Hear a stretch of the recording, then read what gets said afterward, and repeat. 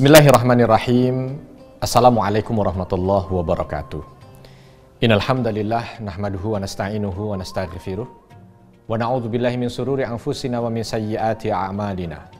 May yahdihillahu fala mudhillalah wa may yudlil fala hadiyalah. Asyhadu an la ilaha illallah wahdahu la syarikalah wa asyhadu anna Muhammadan abduhu wa rasuluhu la nabiyya ba'dah. Allahumma shalli wa sallim wa barik ala nabiyina Muhammadin wa ala alihi wa ashabihi wa mawalha ma ba'd.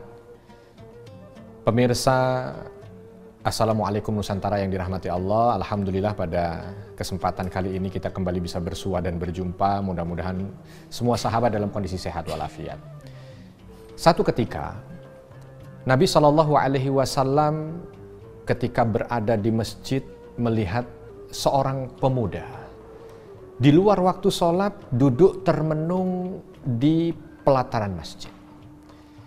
Lalu Nabi SAW mendatangi pemuda ini tadi. Dan ternyata pemuda ini adalah seorang Ansar, Abu Umamah Al-Bahili, Al-Ansari. Maka Nabi SAW datang dengan senyuman kepada beliau, tetapi sahabat ini tadi dalam kondisi yang murung.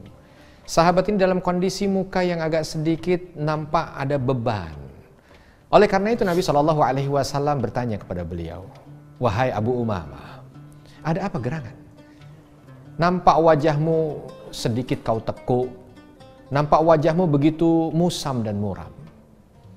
Lalu sahabat ini tadi menjawab, "Ya Rasulullah, tidaklah membuat wajahku seperti ini dan kondisiku seperti ini kecuali karena hutang yang melilitku." Maka Nabi SAW tersenyum mendekati sahabat itu tadi dan memberikan wasiat. Nah, ini wasiat bukan cuma untuk sahabat ini berarti, buat kita juga gitu ya. Apa yang disampaikan oleh Nabi SAW? Nabi SAW menyampaikan begini, "Wahai sahabatku, maukah engkau aku ajarkan sesuatu yang dengan sesuatu ini akan membantumu melunasi hutang-hutangmu?" Langsung sahabat itu seketika berubah muka, seolah ada secercah harapan di sana. Begitu menggembirakan ini, karena ini langsung datang dari Nabi. Maka sahabat ini menjawab, "Mau ya Rasulullah, mau."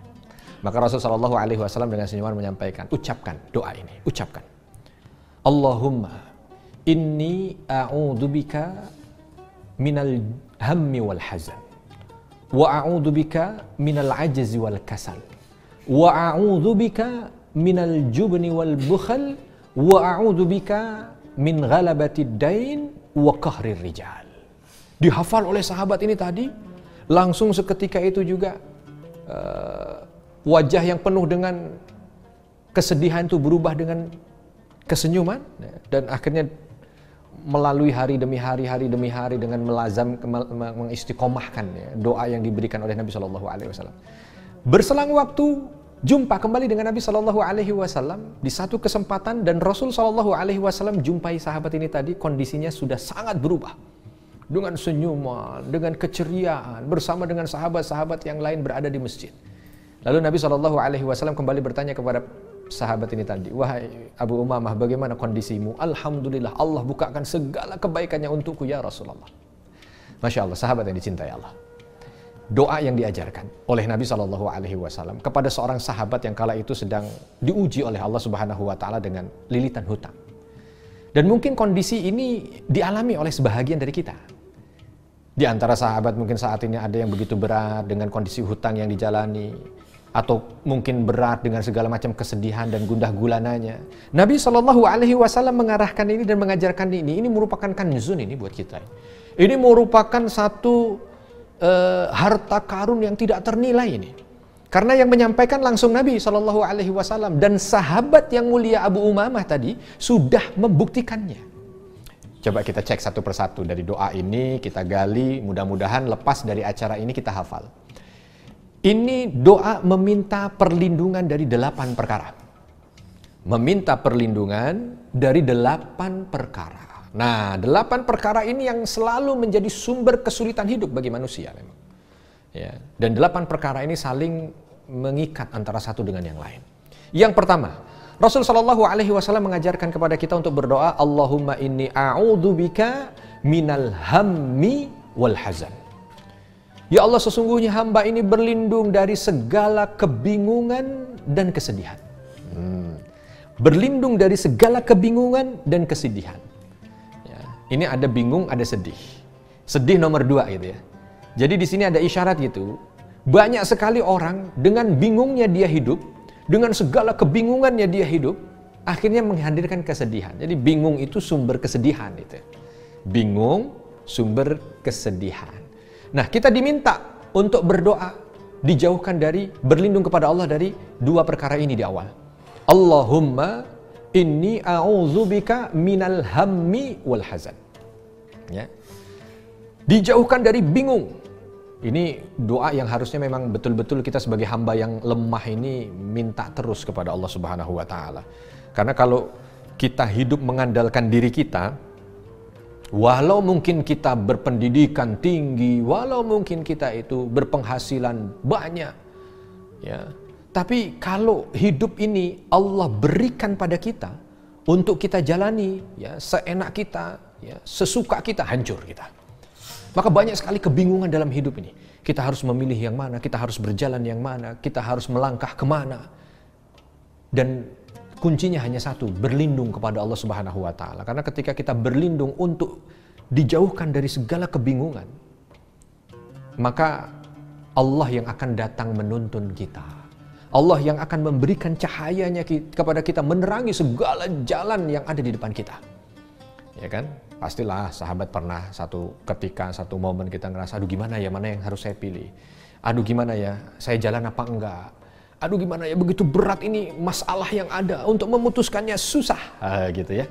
Karena himpitan-himpitan kebingungan itu akhirnya membuat orang sedih. Maka secara psikologis juga tidak jarang kalau kita lihat ada orang yang kalau dia lagi punya masalah gitu, kayaknya susah banget nyari jalan keluar. Ya kan? Padahal sebenarnya kalau bukan dia yang tertimpa masalah, mungkin orang lain yang tertimpa masalah gitu ya. Dia datang nasihati, nasihatnya itu top chair banget. Tapi begitu dia yang kena masalah, udah langsung drop gitu. Tapi itulah dia, memang secara psikologis memang begitu. Orang kalau sudah kebingungan, pasti dia akan sedih. Kalau sudah bingung, sedih. Bukan perkara dia dapat musibahnya, enggak. Cuman dia hadapi musibah itu dengan kebingungan, sehingga dia panik, sedih. Makanya doanya kita minta Allahumma inni a'udzubika minal hammi wal hazan. Ya Allah, hamba berlindung kepadamu dijauhkan dari segala macam kebingungan ya Allah. Sehingga walaupun kau berikan segala macam ujian, kau berikan segala macam cobaan, hadirkan cahayamu untuk menerangi kehidupan ini. Sehingga langkah itu bisa melangkah di bawah cahayamu. Sehingga kalau nggak bingung, nggak sedih. Udah otomatis satu paket. Kalau bingung, sedih. Nggak bingung, nggak sedih. Dan bingung atau tidak itu bukan faktornya hanya sekedar dunia, enggak ya. Bukan berarti orang kalau udah kaya itu pasti nggak bingung, enggak. Berapa banyak orang kaya bingung. Orang miskin lebih banyak yang bingung lagi. Ya, orang punya jabatan bingung, orang yang nggak punya jabatan lebih banyak yang bingung lagi. Artinya bingung ini bukan harus orang punya dunia apa nggak punya dunia. Tapi bingung ini hadir atau tidak cahaya Allah pada dirinya. Kalau nggak bingung, insya Allah nggak sedih. Kalau bingung, pasti sedih. Makanya minta yang pertama, Allahumma inni a'udzubika minal hammi wal hazan. Itu yang pertama.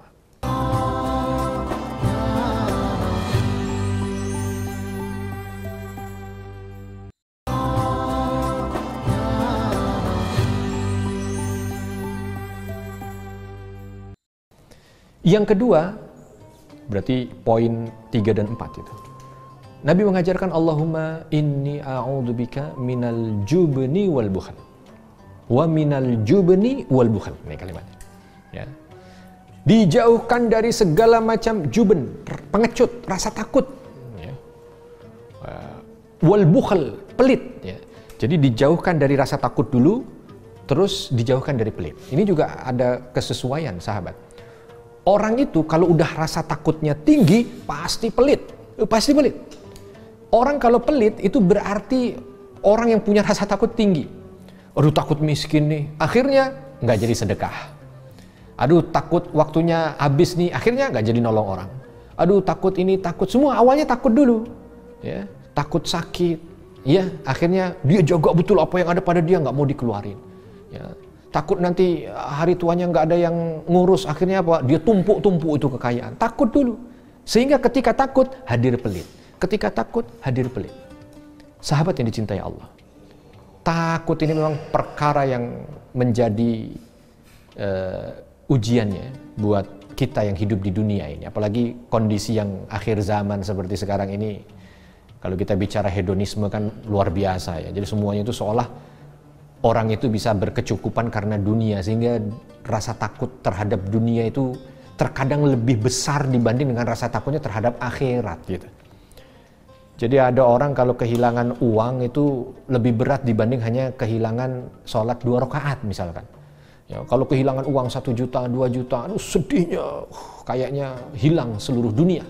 Tapi kalau kehilangan sholat sunnah 2 rakaat sebelum subuh itu ya jalannya masih santai aja, masih seolah nggak ada yang hilang dari dirinya. Padahal dia sedang kehilangan dunia dan seisinya itu. Tapi itulah dia yang ada. Nah, rasa takut ini yang dimaksud dalam doa ini adalah rasa takut kita hanya sekedar karena dunia. Ya, karena rasa takut terhadap akhirat harus dipupuk. Ya, rasa takut terhadap akhirat harus dipupuk. Kenapa kok ada isyarat dunia di sana? Karena rasa takut terhadap dunia inilah ya. Hanya rasa takut yang terhadap dunia inilah yang membuat orang itu bakhil, pelit. Kalau rasa takut terhadap akhirat nggak akan membuat orang itu bakhil, enggak. Takut masuk neraka, justru dia jadi dermawan. Ya, takut mendapat siksa Allah, justru dia akan senantiasa membantu yang lain. Tapi ketika yang ditakuti dunia, takut dunia, makin pelit, makin gak mau bantu, makin dia simpan, makin dia tumpuk. Padahal itu akan membuat dia makin sakit. Nah, segala tumpukan-tumpukan dunia itu fitrahnya bikin penyakit kan. Gak percaya, lihat aja di tubuh kita ini. Kalau ada tumpukan kolesterol, bikin penyakit. Tumpukan gula, bikin penyakit. Tumpukan asam urat, bikin penyakit. Bukan gula itu nggak manfaat buat tubuh, manfaat sekali, sumber energi. Bukan kolesterol itu nggak manfaat buat tubuh, ada kolesterol baik yang sangat bermanfaat buat tubuh. Tapi kalau dia menumpuk, jadi masalah. Ya, sama, begitu juga orang itu. Kalau dia takut dengan dunia, lalu dia timbun dunia, bakhil. Bakhil akan menjadi pintu keburukan buat dosa-dosa yang lain. Maka kita minta kepada Allah Subhanahu wa Ta'ala, dijauhkan dari juben wal bukhal, dijauhkan dari segala macam rasa takut dan pelit. Kalau takut ini hilang dari diri kita, nggak lagi takut dengan dunia. Apalah artinya dunia ini? Hidup juga sementara, kita nggak tahu berapa lama lagi. Justru ini harusnya dijadikan tangga menuju akhirat, harus menjadi ini sumber kebaikan untuk alam berikutnya. Hilang itu segala macam kebakhilan. Poin yang ketiga yang diminta untuk berlindung darinya, ya, adalah kita diminta untuk berlindung minal ajzi wal kasal. Diminta untuk berlindung dari ajz, rasa lemah gitu, dan kasal, malas. Sama, berkesesuaian juga ini. Orang kalau dirinya merasa lemah pasti malas. Aduh, saya emang nggak bisa. Udah akhirnya nggak ada yang bisa dikerjakan sama dia. Aduh, saya emang nggak mampu. Udah akhirnya cuman rebahan. Rebahan waktu kemarin ya oke lah, kalau saat sedang ada program di rumah saja oke, nggak apa-apa. Itu pun juga nggak rebahan di atas kasur terus gitu kan. Ya.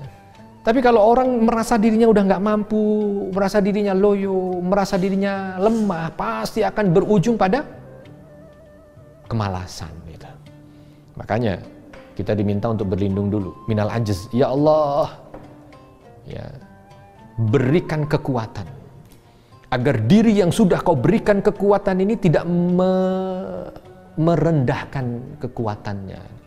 Karena kita ini adalah makhluk pilihan yang Allah ciptakan. Kita lebih mulia bahkan dari jin dan malaikat gitu.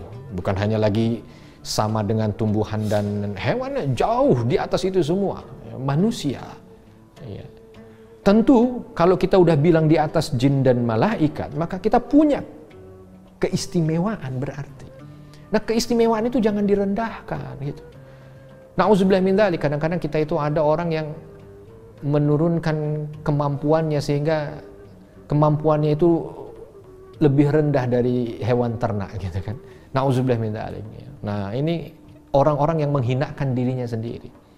Kita ini lahir dengan kondisi sempurna, bahkan apa yang ada dalam diri kita itu saja itu sangat menakjubkan, berarti kita ini adalah makhluk yang sangat menakjubkan. Maka jangan remehkan.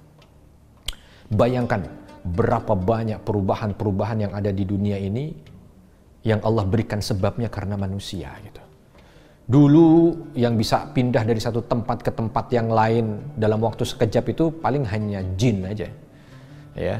Tapi sekarang kita bisa pindah dari satu tempat ke tempat yang lain, bahkan mungkin bisa lebih cepat daripada jin.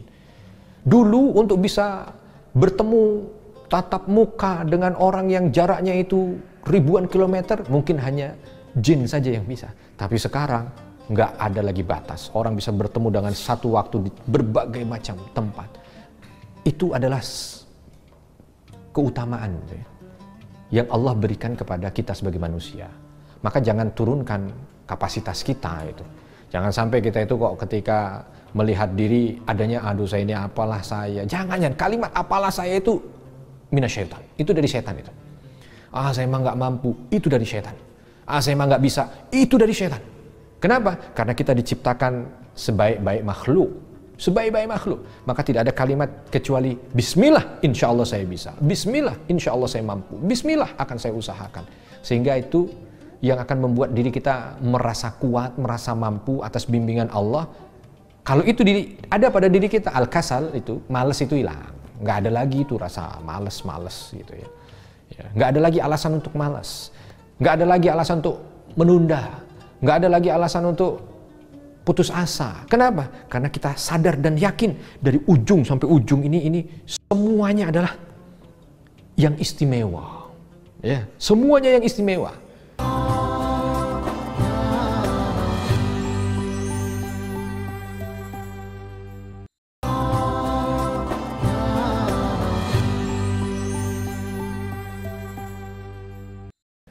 Ada orang punya alat gadget terbaru gitu ya, paling canggih. Itu aja semangat untuk menggunakan. Ini hebat nih, kemampuannya bisa begini Allah. Orang punya mobil terbaru, dipakai terus. Ini hebat ini, kemampuannya bisa begini. Itu baru makhluk yang diciptakan atau di-create gitu ya, oleh manusia yang bikin gitu. Bikin manusia itu aja udah. Bagaimana dengan kita yang seluruh onderdilnya, dari ujung rambut sampai ujung kaki, ujung rambut, semuanya yang serba istimewa. Semua serba istimewa, bahkan tidak ada manusia yang bisa membuatnya. Belum ada orang ya jantungnya udah nggak bisa dipakai diganti jantung buatan manusia. Nggak ada jantung buatan manusia. Ya, nggak ada. Ada jantung yang bisa dipakai kalau dicangkok, misal contoh, atau ginjal kalau dicangkok, itu juga dari manusia yang lain. Yang diciptakan oleh Allah Subhanahu wa Ta'ala. Kalau ciptaan manusia, pabrik bikin ginjal, nggak ada. Pabrik bikin mata, nggak ada. Ya, pabrik bahkan mungkin bikin kuku saja tidak ada. Ini kalimatnya padahal itu kan biasa kalau kita pakai seujung kuku. Wah, itu kan kalimat yang untuk merendahkan atau mengecilkan. Ini aja nggak ada yang bisa menciptakan kuku, pabrik kuku. Ya, yang serupa dengan apa yang ada pada kita, yang bisa tumbuh, yang kita nggak tahu di sini ada apanya gitu, yang nggak ada jaringan listrik, nggak ada apa, tapi dia tumbuh. Yang tiap pekan kita potong di hari Jumat karena ini sunnah gitu misalkan ya. Ini aja kita nggak tahu gitu. Itulah dia. Kalau kita ini adalah sesuatu yang menakjubkan, maka kita ini adalah manusia, makhluk yang memiliki kekuatan yang Allah berikan pada kita. Maka nggak ada alasan untuk malas itu. Nggak ada alasan untuk malas. Makanya Rasul Shallallahu Alaihi Wasallam arahkan doanya begini. Ya, minta dijauhkan dari ajaz wal kasal.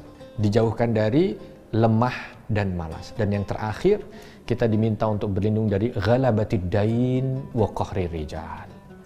Kita diminta untuk berlindung dari lilitan hutang dan tekanan orang. Oh, ya. Satu paket ya. Karena biasanya tekanan orang itu datang kalau kita ngutang gitu. Ya, begitu dia nggak ngutang, ketemu sama orang bisa tegak tuh kepala. Oh. Tapi begitu dia udah jadi orang yang ngutang gitu, ketemu yang ngutangin langsung diem. Kalau perlu dia cari jalan lain. Nggak berani ketemu sama yang ngutangin. Kenapa? Karena dia belum bayar utangnya. Ketika dia nggak ada hutang, ngomong bisa lantang untuk menyampaikan kebenaran. Tapi begitu dia punya hutang, mulai ada tekanan. Ya. Karena memang sumber tekanan itu ternyata yang disampaikan di hadis ini ya hutang. Orang kalau udah hutang itu udah seolah dia lagi dapat intervensi gitu kan. Ya, ini dirasakan buat mereka yang sudah pernah punya pengalaman hutang gitu. Aduh, rasanya makan nggak enak. Mau ada pertemuan nggak datang gimana, tapi kalau datang malu dengan ini. Apalagi kalau yang dia itu ngutang dari banyak orang gitu ya. Aduh, kalaupun dia punya sesuatu yang dari hutang pun itu rasanya juga udah nggak enak. Makanya sebenarnya ketika diajarkan doa min ghalabatid dain, berlindung kepada Allah dari terlilit hutang, ini sebenarnya ada isyarat juga gitu. Gimana dalam hidup itu kita menjauhilah yang namanya hutang. Ya kalau bisa itu kita hidup di atas kemampuan kita aja. Jangan, saya mau itu tuh, saya mau menikmati itu, saya mau dapat itu. Pengen sih, tapi ngutang gitu. Lebih baik udah, kalau memang nggak mampu udahlah. Apa yang kita bisa aja udah. Ini diantara isyarat dari doa itu ya. Jadi ketika kita doa, ya Allah jauhkan hamba dari hutang, kalau bisa dalam hidup juga kita punya satu pedoman itu, nggak akan mau hutang apapun kondisinya. Kadang-kadang kan kita, waduh harus hutang, kenapa? Motor udah 10 tahun nggak ganti, yang lain udah pada ganti 3 kali 4 kali, padahal motor juga masih bisa dipakai, cuman karena nggak enak, karena omongan orang akhirnya ganti. Nah karena gantinya itu nggak punya duit, ngutang. Dari ngutang itu akhirnya ghalabatid dain wa qahrir rijal. Dia hidupnya tertekan, ya seolah ditekan orang, nggak punya kemerdekaan. Ya udah begitu-begitu. Nah, itu makanya kita kalau bisa sejauh mungkin lah untuk menjauhi segala sesuatu yang urusannya dengan hutang, sehingga kita tidak ditekan orang gitu ya. Sehingga kita tidak hidup ini tidak terkungkung. Tidak ada lilitan kanan dan kiri. Kita mampu hidup untuk bebas, kita mampu hidup untuk merdeka, tidak murung ya. Bukan berarti hutang itu haram ya, enggak, karena ini tadi kan sahabat yang mulia cerita. Abu Umamah ini cerita radhiyallahu anhu bahwa beliau itu murung karena sedang memiliki hutang. Nah, ini juga ada isyarat juga ya sahabat ya, bahwa para sahabat Nabi itu juga manusia biasa, bukan malaikat, sehingga dalam kehidupan mereka itu ada momen-momen ya di mana mereka menjalani kehidupan itu ya kemiripannya banyak dengan kita. Ada sedihnya, ada bahagianya, ya. Ada senangnya, ada susahnya, ada gembiranya, ada murungnya. Ya begitulah sahabat-sahabat yang mulia. Bahkan mereka ada yang menggadaikan tameng baju besinya, ada yang menggadaikan pedangnya untuk menjalani kehidupannya, karena mereka bukan berarti karena sahabat Nabi lalu malaikat datang untuk membagi-bagi emas setiap hari, enggak. Dan terkadang mereka ada hutangnya. Dan hutangnya ini dijalani oleh mereka radhiyallahu anhum itu dengan kesedihan, dengan sedih itu bukan sedih merasa kok kecil sekali, harus menjalani dengan hutang. Artinya kesedihan ini isyarat itu bahwa sahabat Nabi itu paling tidak suka dengan hutang, bukan nyari-nyari hutang. Ini kadang-kadang ada orang yang nyari gitu, kenapa saya nggak ditawar-tawarin ya, pengen banget ditawarin gitu ya. Jadi pengennya itu ngutang gitu ya, kalau nggak ngutang hidup nggak enak katanya. Yang kita baca dari isyarat kisah ini tidak begitu. Akhirnya Nabi mengajarkan doa ya. Allahumma inni a'udzubika min ghalabatid dain wa qahri rijal. Dijauhkan dari segala lilitan hutang dan tekanan manusia. Dan yang menjadi poin juga dalam kajian kita pada kesempatan kali ini, ternyata doa ini mustajabah sekali. Ya, doa ini Masya Allah, tidak menunggu lama, sahabat ini langsung mendapatkan janji dari apa yang diucapkan Nabi SAW, terbebas dari hutang. Bahkan ketika berjumpa dengan Nabi setelahnya, sudah dalam kondisi bahagia, sudah dalam kondisi gembira, sudah dalam kondisi ceria gitu ya. Nah, itu yang perlu untuk kita ambil. Oleh karena itu sahabat yang dicintai Allah, mungkin kalau dalam kesempatan kali ini ada sahabat-sahabat yang serupa dengan apa yang dialami oleh sahabat yang mulia Abu Umamah Al-Ansari, maka mudah-mudahan kita bisa mendapatkan satu tuntunan yang insya Allah ini akan menjadi jalan keluar buat kita. Ucapkan doa ini dengan penuh keikhlasan, penuh pemahaman, lakukan isi dari doa ini, implementasikan dalam kehidupan kita. Maka insya Allah, Allah Subhanahu wa Ta'ala akan berikan kemudahan pada kita untuk terbebas dari berbagai macam keburukan, termasuk di dalamnya terbebas dari lilitan hutang. Kalau ada kesalahan saya mohon maaf, dan kepada Allah mohon ampun. Apapun yang keluar dari lisan saya tidak sesuai dengan Al-Quran dan Sunnah, buang jauh-jauh. ambil yang sesuai dengan Al-Quran dan Sunnah. Subhanakallahumma wa bihamdika, asyhadu an la ilaha illa anta, astaghfiruka wa atubu ilaik. Wassalamualaikum warahmatullahi wabarakatuh.